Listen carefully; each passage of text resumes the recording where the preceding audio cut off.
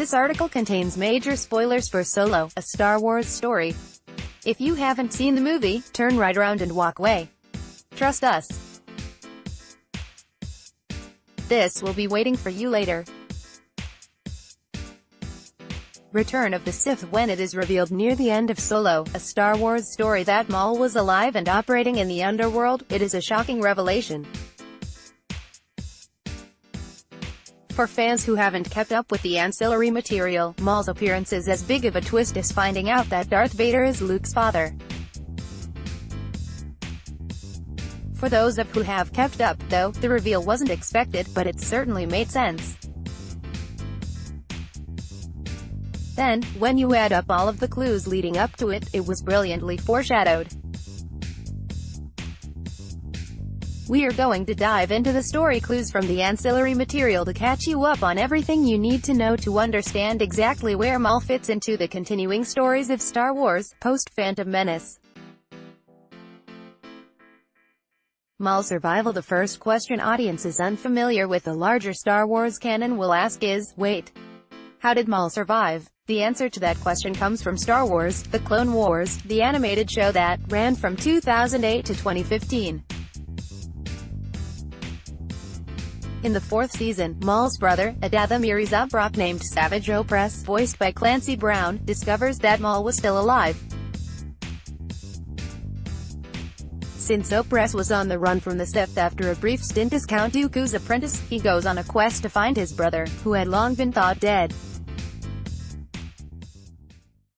Eventually, he finds Maul living, barely, on Lotho Minor, a planet-sized garbage dump.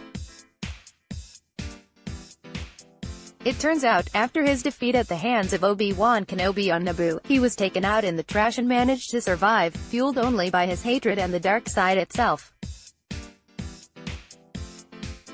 Over the years, living in the trash, Maul somehow cobbled together massive spider legs and his horns grew out like deer antlers. But his mind also broke. When Savage found Maul, he was little more than a raving lunatic.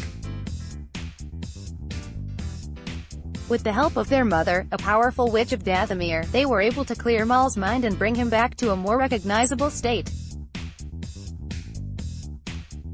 She also replaced his spider legs with more human bionic legs, very much like the ones we see in Solo, a Star Wars story. Control of the underworld. When Maul, no longer known as Darth, as he was no longer a Sith apprentice, realized he'd been left behind in his former master's plans to start the Clone War, he decided he wanted to create his own front in the war to carve out power for himself.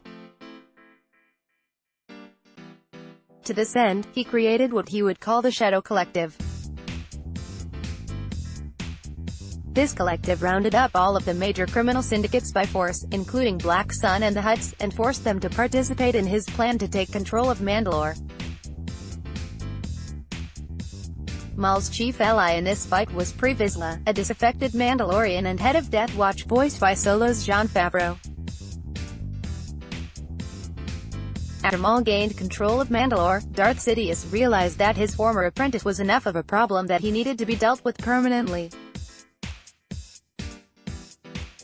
Sidious arrived on Mandalore and, in an epic lightsaber duel, killed Savage and captured Maul. In the canon comic book Darth Maul, Son of Dathomir, we discover that Sidious kept Maul alive in order to draw out his mother and kill her. Although Sidious did end up killing Mother Talzin, Maul escaped once more, but watched many of the alliances in his criminal empire dissipate.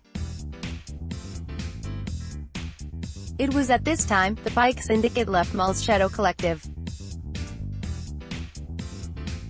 Connecting the dots. When you connect the dots of this story, you realize that Maul was the only person that could have been revealed to be the head of Crimson Dawn. Given the timeline and where we last saw Maul, the film lays careful groundwork to let us know to expect Maul.